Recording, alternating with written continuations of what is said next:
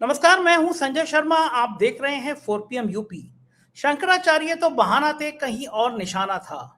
क्या खेल है इसके पीछे? दैनिक भास्कर के राजनीतिक संपादक केपी मलिक ने एक के बाद एक धज्जियां उड़ा दी। क्या दिल्ली दरबार की साजिशें कुछ और थीं और केजरीवाल को फंसाना कैसे पड़ गया भारी? मलिक साहब, दैनिक भास्कर के राजनीतिक संपादक, बहुत शानदार बातचीत कर रहे हैं। 4 PM को यूपी को सब्सक्राइब करिए, ज्वाइन करिए। 4 PM न्यूज नेटवर्क में बहुत बहुत स्वागत है मलिक साहब, आपका हार्दिक अभिनंदन। आपका धन्यवाद संजय जी, आपका भी बहुत बहुत धन्यवाद, अभिनंदन। दर्शकों का भी बहुत बहुत आभार। मलिक साहब, एक कोर्ट कहती है कि भाई मुकदमा चलाइए पास्को एक्ट में शंकराचार्य के खिलाफ, दूसरी तरफ हाई कोर्ट रोक लगा देता है। कई बार मैंने देखा है लोअर कोर्ट सजा देती है, हाई कोर्ट छोड़ देता है, हाई कोर्ट सजा देती है, सुप्रीम कोर्ट छोड़ देता है।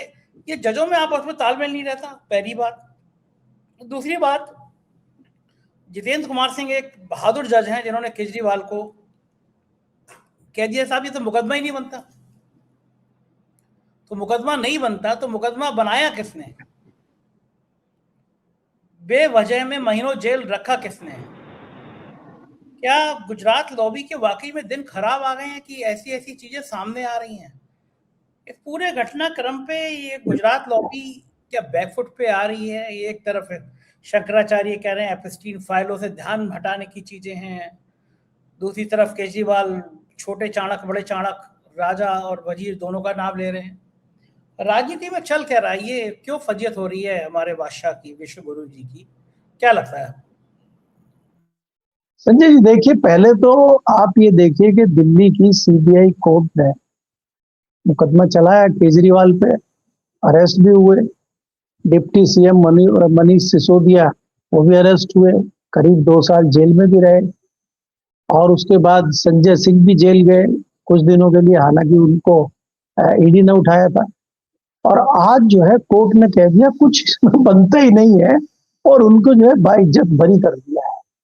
तो लगता है कहीं ना कहीं मजाक चल रहा है। पहली कोर्ट या पहले जो जज थे उनको ये चीज समझ में नहीं आई। आप ये देखिए कि आज अगर अरविंद केजरीवाल या मनोज सिसोदिया किसी के ऊपर मानहानि का दावा करें तो वो किसके ऊपर करें? सरकार के ऊपर करें, मोदी जी के ऊपर करें, सीबीआई के ऊपर करें कि भाई आपके चक्कर में तो हमारी सरकार चली गई, हमारी इतनी इमेज खराब हो गई कि हमारी दिल्ली में सरकार भी चली गई और हमारे जो सांसद जीत थे वो भी चले गए और आपने तो एक हिसाब से हमारी दिल्ली की सरकार चोरी कर ली। तो क्या भारतीय जनता पार्टी के इशारे पे जो तोते मैना हैं ये षड्यंत्र कर रहे थे?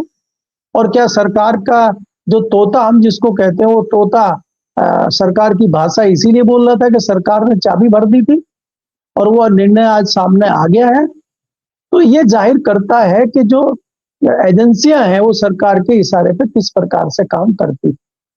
दूसरा सवाल आपने इलाहाबाद का और शंकराचार्य जी का उठाया है। वहां भी यही परिस्थिति हुई है कि पुलिस के पास जो है विक्टिम जाते हैं। विक्टिम क्या है? वो तो बहुत क्रांतिकारी है, ब्रह्मचारी है, वो तो बाल ब्रह्मचारी। वो लेके जाते हैं बटुक ब्राह्मणों को कि उनकी कहीं सुनवाई नहीं हो रही है और पुलिस उनका ना थाने में सुनवाई हो रही है, ना ऊपर सीओ साहब सुन रहे हैं, ना एसएचओ सुन रहे हैं। तो सीधा कमिश्नर के पास जाते हैं, वो भी नहीं सुनते और फिर जो है वो कोर्ट में चले जाते हैं। और कोर्ट के जो जज हैं वो तत्काल जो है केस रजिस्टर्ड करने की इजाजत दे देते हैं। पास्को में केस रजिस्टर्ड हो जाता है और हमारी जानकारी ये है कि पास्को में अगर गंभीर आरोप हो तो तत्काल गिरफ्तारी होती है। फिर पुलिस की हिम्मत नहीं पड़ रही है शंकराचार्य जी को गिरफ्तार करने की जब उनके ऊपर इतने गंभीर आरोप हैं। तो और फिर जब वो अपनी जमानत, अग्रिम जमानत लेके हाई कोर्ट जाते हैं, वहां पे तत्काल उनको कह दिया जाता है कि नहीं नहीं कोई गिरफ्तारी नहीं होगी। तो ये इसका मतलब क्या है? इसका मतलब ये है कि केस बहुत हल्का है, केस में दम है नहीं। लोअर कोर्ट में ही जब बहुत सारी चीजें शंकराचार्य जी के वकील की तरफ से रखी जाएंगी तो वहां भी कुछ नहीं निकलेगा, मुझे ऐसी संभावना है। क्योंकि कोर्ट को भी गुमराह करने की कोशिश जरूर की गई होगी, क्योंकि जो व्यक्ति सबूत दे रहा है, जो व्यक्ति चीजें लेके आ रहा है, इसमें एक बहुत बड़ा सवाल ये भी है संजय जी, अगर आप देखेंगे कि वो जो विक्टिम है, वो जो बच्चे हैं, वो किसकी कस्टडी में है, वो कहाँ है? अगर कोई ऐसी परिस्थिति होती है तो उनको बाल सुधार गृह में भेजा जाता है। सरकार, पुलिस अपनी कस्टडी में उनको रखती है, अपनी हिरासत, मतलब उसको अपनी उसमें रखती है कि अपनी सुरक्षा में रखती है कि इनके साथ कोई छेड़छाड़ ना हो जाए। भाई शंकराचार्य जी अगर इतने बड़े आदमी हैं और उन्होंने इस तरह का कुकर्म किया है तो वो चाहेंगे कि सबूत मिटाए जाए। तो पुलिस क्या कुछ उनकी सुरक्षा नहीं कर रही है? तो वो कहाँ है, किसके साथ है? या जो क्रांतिकारी हैं वही लेके घूम रहे हैं उनको। और उन्होंने यहां तक कह दिया कि भाई मेडिकल जांच हो गई है और मेडिकल में तथ्य आ गए हैं। तो हमने तो सुना है कि बंद लिफाफे में डॉक्टर रिपोर्ट देते हैं, बंद लिफाफे में जज साहब खोलते हैं अदालत में, और ये लिफाफा तो पहले ही खुल गया। तो बहुत सारे सवाल सिस्टम पे, एजेंसियों पे खड़े हो रहे हैं, और वो इस हालात में खड़े हो रहे हैं जहां भारतीय जनता पार्टी अपने आप को नैतिकतावादी पार्टी, सिद्धांतवादी पार्टी और इसकी सनातन धर्म की झंडा बरदार पार्टी बताती है। तो वहां पे अगर ऐसा हो तो ये सोचने वाला विषय है, सोचनीय विषय है जिंदगी। ये बात बढ़िया। मलिक साहब एक अमिताभ ठाकुर हुआ करते थे, क्रांतिकारी इंसान, आईपीएस की नौकरी दांव पे लगा के जोखिम उठाया करते थे। एक बार मेरे शो में अवनीश अवस्थी पे बड़े हमलावर थे और उसके मेरा शो खत्म हुआ, आधे घंटे बाद पुलिस ने उनको गिरफ्तार कर लिया। पहली बार तब गिरफ्तार किया गया। दूसरी बार उन्होंने कोडिंग भैया के खिलाफ बड़ा हल्ला मचाया, पूछा कि सिपाही जो है अजय सिपाही, एक करोड़ों रुपए की अवैध संपत्ति की बिल्डिंग बनी है, इसमें बुलडोजर क्यों नहीं चल रहा, और पुलिस ने उनको जेल भेज दिया। पुराने सब 10 साल पुराने मुकदमे में जेल भेज दिया। जेल में उनको अलग अलग से टॉर्चर किया गया। सरकार के खिलाफ आवाज उठाने का खामियाजा अमिताभ ठाकुर को भुगतना पड़ा। शंकराचार्य ने नीतिगत सवाल पूछे जो धर्म शास्त्र में, धर्म संसद में पूछे जाने चाहिए, वो धर्म से जुड़े हुए सवाल पूछे। पूछा कि बिना ध्वजा पताका फहराए राम मंदिर का निर्माण कैसे हो सकता है? जब तक कोई मंदिर कंप्लीट नहीं होता, आज तक कंप्लीट नहीं हुआ है, और ऐसा कंप्लीट हुआ है कि पहली बारिश में 6 पंखड़ी लगी थी राम मंदिर की। उनने पूछ लिया कि ठेकेदार गुजरात के तो नहीं थे, क्योंकि घंटा बजाएगा यूपी बिहार का भाई और माल कमाएगा गुजरात का भाई। तमाम अयोध्या में ठेके गुजरात के लोगों से जुड़े हुए, ऐसी चर्चा है। शंकराचार्य ने चुपते हुए सवाल पूछ लिए, तो शंकराचार्य के लिए ऐसी व्यवस्था करा दी गई कि शंकराचार्य का नाम कलंकित हो, शंकराचार्य की गिरफ्तारी हो जाए। तो ये जो सवाल पूछने पर, एक फोक गायिका हैं, बहुत बढ़िया गायिका हैं नेहा राठौर, उनके ऊपर गंभीर गंभीर धाराओं में मुकदमा दर्ज कर दिया जाता है। अभिषेक उपाध्याय, ममता त्रिपाठी जैसी पत्रकारों पर मुकदमा दर्ज कर दिया जाता है। तो ये जो सवाल उठाने की प्रवृत्ति पर जवान काटने की परंपरा राजाओं की होती थी, क्या अभी के राजा भी ऐसे ही चाहते हैं? शंकराचार्य को भी ये सवाल उठाने की, परिणाम भुगतने के धमकी जो थी वो कामयाब हो गई। और दूसरी तरफ रामभद्राचार्य जैसा घृणित आदमी जो हमेशा हिंसा की बात करता है, जो हमेशा नफरत की बात करता है, जो महिलाओं के प्रति आपत्तिजनक टिप्पणी की बात करता है। अखिलेश यादव ने तो बता दिया कि मुझसे गलती हो गई, इसका रामभद्राचार्य का 420 में मुकदमा था, मैंने वापस ले लिया, वरना यहाँ भी जेल में ही बैठा होता। उसके कृत्य ऐसे हैं कि उसको जेल में होना ही चाहिए। जो किसी के खिलाफ नफरत की बात करे वो संत कैसे हो सकता है? वो तो सिर्फ एक उन्मादी व्यक्ति हो सकता है जो रामभद्राचार्य हैं। उनके लिए कुछ नहीं, लेकिन शंकराचार्य के लिए इतनी बैठक। तो क्या राजा को अभी भी पसंद नहीं आता कि कोई जवान खोले, जवान की बोलेंगे खोलेंगे तो फिर खींच ली जाएगी? क्या अभी भी यह परंपरा है?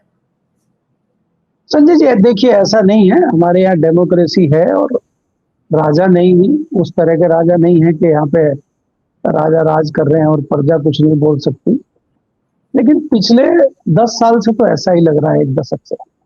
मुझे एक प्रेस कॉन्फ्रेंस याद आती है, विज्ञान भवन में एक प्रेस का प्रोग्राम था और उसमें कुछ एक प्रोग्राम था, एग्जैक्टली तो मुझे ध्यान नहीं आ रहा, 2011 या 2005 की बात है। और उसमें संबोधन देने के लिए मनमोहन सिंह जी खड़े हुए थे। वहां पे एक व्यक्ति ने अपनी शर्ट उतार ली और वो टेबल पे चढ़ गया। अगर आप कभी विज्ञान भवन में गए होंगे, आपने देखा होगा जहां चेयर्स लगी वहां बड़ी बड़ी टेबल लगी हुई है, तो वो टेबल पे चढ़ गया और उसने कहा कि पेट्रोल के बढ़े हुए दाम वापस लो। करीब 6 रुपया सरकार ने पेट्रोल बढ़ाया था, और 3.5 या 4 रुपया डीजल के दाम बढ़े, और उसने खूब वहां हंगामा काटा, और उसको बाद में जो है जो सुरक्षा गार्ड थे उन्होंने पकड़ा और विज्ञान भवन के बाहर लाके छोड़ दिया। इतना भर काम हुआ, ना किसी पुलिस ने संज्ञान लिया, ना प्रधानमंत्री ने पूछा कि इसका क्या हुआ, इस पे अभी केस लगा कि नहीं लगा, इसका गला दबाया गया कि नहीं दबाया गया, कुछ नहीं हुआ। एक तो ये था, और एक आज का आपने खुद ही बताया, अगर नेहा राठौर ये कहेगी कि यूपी में काबा, तो काबा का मतलब तो फिर बाबा होता है, तो बाबा ने उनका काबा बना दिया। तो ये कोई ऐसा नहीं है कि ये पुरानी सरकारें हैं, नई सरकार है। संजय जी, मैं जितने पुराने नेताओं को जानता हूं, मैं 1 दर्जन नाम अभी आपके यहाँ गिनवा सकता हूं, और उसमें भारतीय जनता पार्टी के भी लोग हैं, ऐसा नहीं है। चाहे आप पुराने राजनाथ जी को लीजिए, चाहे कल्याण सिंह को लीजिए, चाहे वाजपेयी जी को लीजिए, चाहे अडवाणी जी को लीजिए, चाहे अजीत सिंह को लीजिए, चाहे मुलायम सिंह को लीजिए, वो लोग सीधे पत्रकार को फोन करते थे। और मैंने तो मुलायम सिंह का आपको बता देता हूं या अजीत सिंह का बता देता हूं, आपके उत्तर प्रदेश के अमर उजाला के पत्रकार थे, आज तो वो इस दुनिया में नहीं है, उन्होंने अजीत सिंह के खिलाफ खबर लिख दी मेरठ से। अजीत सिंह ने सीधा फोन किया उनको, बोला यार आपने खबर छाप दी, हमें ही बता देते, हम इसको ठीक कर देते। आपने छाप क्यों दी, हमें बता देते, हम इस मामले को ठीक कर देते। बोला साहब मैं पत्रकार आदमी, मेरा काम छापना है। अरे बोला मेरा मोबाइल नंबर तुम्हारे पास है। तो उल्टा उसी को, वो अगर चाहते तो वो अमर उजाला के माहेश्वरी जी को फोन करते और कहते कल से आदमी को हटाइए, और माहेश्वरी जी को हटाना पड़ता। तो ये परिणति उस समय नहीं थी। मुलायम सिंह जी को मैंने बहुत सारे पत्रकारों को डांटते हुए, मजाक करते हुए, ये कहते हुए सुना, यार कोई दिक्कत है तो बताओ, क्यों लिखते रहते हो हमारे खिलाफ। और कहा और बात खत्म हो गई, इससे आगे कभी कोई बात नहीं हुई। ये पुराने नेता थे, वाजपेयी जी हो, अडवाणी जी हो, क्या इनके खिलाफ खबरें नहीं छपी? क्या ये सत्ता में नहीं रहे? क्या वाजपेयी जी के अनोखे अनोखे चिढ़ाने वाले कार्टून अखबारों में नहीं छपे? क्या अडवाणी गृह मंत्री थे, डिप्टी पीएम थे, उनके इतने गंदे गंदे कार्टून अखबार में हमने देखे? तो कोई इस तरह की चीजें नहीं थी, ये पत्रकारों का काम है, वो करते रहते हैं। संजय जी, बात गंभीर यहाँ ये है कि आप जो शंकराचार्य की बात कर रहे हैं कि उन्होंने राम मंदिर की बात उठाई, उन्होंने वहां पे जो मूर्ति स्थापित हुई उसकी बात उठाई, वो नहीं है बात। वहां तक तो ठीक था, वहां तक तो वो सही कर रहे थे। जब वो अयोध्या की बात उठा रहे थे, बनारस की मंदिर टूटने की बात उठा रहे थे, दिल्ली पे हमला कर रहे थे, वहां तक वो ठीक थे। गलती उन्होंने इलाहाबाद में कर दी और ये कह दिया कि हम 11 मार्च को लखनऊ में जाके विरोध करेंगे अगर गो हत्या बंद नहीं। तो खतरा वहां आ गया, वहां से जो मामला है वहां से ये चल रहा है। दिल्ली तक तो ठीक है, दिल्ली वाले तो चाह रहे हैं कि ठीक हो, क्योंकि डिप्टी सीएम की जो आप भाषा सुनेंगे, डिप्टी सीएम की जो बीन बज रही है, अगर उसकी ताल आप समझ जाएंगे तो फिर आप इस बात से अनभिज्ञ नहीं रहेंगे। ये मामला कुछ और है, और ये मामला तीसरी तरफ बढ़ चला है। एक तो ये है। दूसरा, जिस प्रकार से योगी जी हिंदुत्व का चेहरा बने हुए भारतीय जनता पार्टी में, अब उनको थोड़ा सा विदेश घूम कर थोड़ा विदेश नीति, व्यापार नीति भी समझनी है, तो वो दिल्ली की तैयारी कर रहे हैं।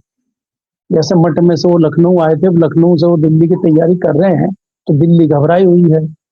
तो इसलिए उनके हिंदुत्ववाद के चेहरे पे थोड़ा चेहरा धुंधला किया जाए, थोड़ा चेहरा हिंदुत्ववादी ना रहे, उसको कैसे उसको थोड़ा खराब किया जाए, उसकी कोशिशें हो रही है। तो वो कोशिश किस लिए हो रही है कि दिल्ली ना पहुंचे, इंटरनल मामला है, बहुत सारी चीजें हैं, और ये तस्वीर साफ होने में अभी मुझे लग रहा है कुछ महीनों का टाइम लगेगा, क्योंकि अभी बीच में वेस्ट बंगाल का इलेक्शन आ गया है। वेस्ट बंगाल के इलेक्शन के बाद उत्तर प्रदेश की तस्वीर साफ होगी, और कई लोगों के ऊपर होली के रंग चढ़े हुए होंगे। आपको लगेगा ये कोई और है, और निकलेंगे अंदर से कोई और फिर जब नहाएंगे, कपड़े पहनेंगे, तो आपको सारी चीजें समझ में आ जाएंगी कि कौन गेरुआ है, कौन हरे रंग वाला है, कौन लाल रंग वाला है, कौन सफेद वाला है। अभी बहुत सारे रंग बदलने वाले हैं। भारतीय जनता पार्टी में सेकंड लाइन वाले व्यक्ति की तलाश बहुत तेजी से चल रही है, और वो तलाश बार बार उत्तर प्रदेश में जाकर रुकती है। तो कहीं बाबा पे तो तलाश नहीं रुक रही है। बाबा इसीलिए तो उत्साह में नहीं है, लेकिन ये गले में फांस इसीलिए फंसा दी गई है क्या शंकराचार्य? तो बहुत सारे इशारे हैं, समझना बाकी है। हड़बड़ाहट में इतना हल्का केस शंकराचार्य जी के खिलाफ बनाना जो कहीं टिकेगा ही नहीं, ये इनकी गले की हड्डी बनने जा रहा है। अब जैसे आपने केस तो बनाया था केजरीवाल के खिलाफ और आपने सफलता भी हासिल की। अब यहाँ पे केजरीवाल का जो मामला हुआ, इसमें आप भारतीय जनता पार्टी को ये कह सकते हैं कि सांप भी मर गया और लाठी भी नहीं टूटी। केजरीवाल भी बाइज्जत बरी हो गए और भारतीय जनता पार्टी की सरकार भी दिल्ली में बन गई।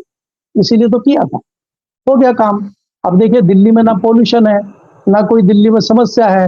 हमारे जो उपराज्यपाल हैं वो हर तीसरे दिन कुछ ना कुछ नई समस्याएं दिल्ली में ले आते थे। अस्पताल की बड़ी समस्या थी, स्कूलों में बहुत समस्या रहती थी, यमुना साफ होती नहीं थी, सड़कें टूटी हुई थी, पानी आता नहीं था। अब सब समस्याओं का समाधान दिल्ली में हो गया है। एक समस्या आपको कहीं टीवी पे अखबार में कहीं दिखती हो तो आप बताइए। दैनिक जागरण इतना अच्छा लिख रहा है दिल्ली का, बम बम आता है सुबह चमकता हुआ कि दिल्ली में रामराज चल रहा बढ़िया, एक भी समस्या नहीं है। तो इसीलिए मैं आपको कह रहा हूं कि जो चीजें करनी थी वो हो चुकी। अब दया अरविंद केजरीवाल पे आती है कि तेरे कूचे से हम बेआबरू होकर निकले, अब ये क्या करेंगे।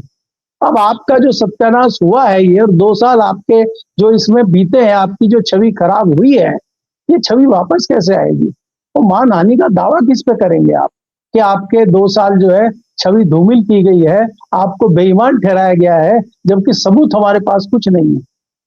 भाई संजय सिंह कह रहे हैं ना आज टीवी चैनल पे कि किसी के घर से 1 रुपया निकला हो, कोई सबूत निकला हो, कोई बैंक बैलेंस निकला हो, कोई प्लॉट निकला हो, कोई लग्जरी घर निकला हो तो बताओ। कुछ नहीं है, लेकिन सीबीआई और ईडी पे ले जा रहे हैं। और ये तो अभी सीबीआई से हुए हैं संजय जी, अभी तो ईडी बाकी है। अब ईडी क्या करेगी जी। बिल्कुल ठीक कह रहे हैं, लेकिन एक बड़ा सवाल ये है कि इंडिया गठबंधन का एक बड़ा चेहरा था। एक टाइम में सुनीता केजरीवाल सोनिया गांधी के संग रैली कर रही थी। आज अरविंद केजरीवाल का मुकदमा चलाने की अनुमति नहीं दी कोर्ट ने। तो भारतीय जनता पार्टी तो हमलावर थी, लेकिन कांग्रेस भी हमलावर है आम आदमी पार्टी पर। तो आपको क्या लगता है, इंडिया गठबंधन का हिस्सा होना चाहिए था केजरीवाल को, या कांग्रेस और आम आदमी पार्टी पंजाब के चुनाव के मद्देनजर लड़ना चाहती है? विपक्ष के लिए क्या हितकारी था, दोनों एक जगह पे आए या दोनों ऐसे ही लड़ते नजर आए? देखिए संजय जी, इसमें 2 चीजें हैं। एक तो अगर आप गठबंधन की बात करते हैं, ये मुझे लगता है कि भारत की आजादी के बाद पहला एक ऐसा मौका था कि जब 2 चुने हुए मुख्यमंत्री गिरफ्तार किए गए। एक मुख्यमंत्री ने तत्काल इस्तीफा दिया और दूसरे मुख्यमंत्री जेल के अंदर बैठकर मुख्यमंत्री बने रहे, और उन्होंने इस्तीफा नहीं दिया क्योंकि वो जानते थे कि ये जस्टिफाई नहीं कर पाएंगे। ये जो घटना हुई है, और ये अलग अलग सियासी दलों के साथ हुई है, इंडिया गठबंधन के लोगों के साथ हुई है। इंडिया गठबंधन इस पे कहीं ना कहीं चिटका हुआ नजर आया। एक सुर में सबकी आवाज नहीं आई। आपने ममता बनर्जी का भी प्रदर्शन देखा और आपने कांग्रेस का भी प्रदर्शन उसमें देखा, बाकी सियासी दल जो थे उनका भी प्रदर्शन देखा। यहाँ महत्वपूर्ण मुद्दा यह है कि चाहे भारतीय जनता पार्टी हो और चाहे कांग्रेस हो, जो राष्ट्रीय दल हैं, क्षेत्रीय दल उनके नुकसान करने वाले हैं। और दोनों ही पार्टी ये चाहती हैं कि क्षेत्रीय दल का सफाया होना चाहिए, तभी हमारा फायदा है। कांग्रेस भले ही क्षेत्रीय दलों के साथ मिली हुई हो, लेकिन कहीं ना कहीं कांग्रेस भी ये महसूस करती है कि क्षेत्रीय दल नहीं होने चाहिए, हमारी सीधी टक्कर भारतीय जनता पार्टी के साथ होनी चाहिए। और उसका सीधा सीधा एग्जाम्पल अगर आजकल आप देखेंगे, मोदी जी जब भी बात करते हैं, अगर वो वेस्ट बंगाल की किसी रैली को संबोधित करते हैं तो वो ममता बनर्जी पे हमला कम, राहुल गांधी पे हमला ज्यादा करते हैं, क्योंकि उनकी वो कांग्रेस की बात ज्यादा करते हैं, ममता बनर्जी की और टीडीपी उनकी जो पार्टी है उसकी तृणमूल पार्टी उसकी तृणमूल कांग्रेस की बात कम करते हैं। तो वो चाहते हैं कि मेरी जो है इक्वल लेवल पे लड़ाई हो, क्षेत्रीय दल मेरे सामने कैसे टिक सकते हैं। तो क्षेत्रीय दल को रास्ते से हटाने के लिए जितनी कोशिश भारतीय जनता पार्टी करती है, उतनी ही कोशिश कांग्रेस करती है, मुझे ऐसा लगता है। क्योंकि आप अगर देखेंगे हरियाणा में अगर तालमेल अच्छा रहा होता कांग्रेस पार्टी का और आम आदमी पार्टी का, तो हरियाणा में कांग्रेस को सफलता मिल सकती थी। और वही तस्वीर अगर दिल्ली में देखें आप, अगर दिल्ली में केजरीवाल का और कांग्रेस का अच्छा गठबंधन रहा होता तो भारतीय जनता पार्टी इतनी आसानी से दिल्ली में सरकार शायद नहीं बना पाती, लेकिन दोनों जगह तालमेल नहीं हुआ, उसका फायदा भारतीय जनता पार्टी को मिला। और आज भी कई लोग इसको शक की नजर से भी देख रहे हैं। अभी तक तो हम एक दूसरी तरफ बहस कर रहे थे। जो दिल्ली में चर्चा है, कानाफूसी है, वो ये भी है कि कहीं ना कहीं एजेंसियों के साथ और भी इसमें प्रयोग किए गए हैं और जानबूझ के जो गठबंधन से अलग हुए हैं केजरीवाल, उसका फायदा कहीं ना कहीं भारतीय जनता पार्टी ने उनको दिया है और इसलिए इनको छोड़ा है कि जाइए गुजरात में और क्रांतिकारी कदम उठाइए और तैयारी आप गुजरात में करिए, क्योंकि गुजरात में भारतीय जनता पार्टी की हालत खराब है और वहां कहीं कांग्रेस की सरकार ना बन जाए, इसलिए जो है केजरीवाल को तैयार करने के लिए गुजरात भेजा जा रहा है। अब हालांकि इसमें कितनी सच्चाई है, ये क्या है मामला, मैं इस पे ना कोई विश्लेषण कर सकता हूं, ना कोई तथ्य मेरे पास है देने के लिए, लेकिन चर्चाएं इस प्रकार की भी शुरू हो गई। जी बिल्कुल ठीक कह रहे हैं मलिक साहब, राजनीति है, इस तरह की चर्चाएं होती रहेंगी। बहुत बहुत शुक्रिया, आपने मुझे समय दिया, बातचीत की। ये थे केपी मलिक जी, और आपको यकीन हुआ होगा कि जो राजनीति का विश्लेषण है वो बहुत तथ्यों के साथ जुड़ा हुआ है। काफी कुछ संभावना इसी की बनती है। कैसी लगी बातचीत बताइएगा जरूर। शुक्रिया, थैंक यू।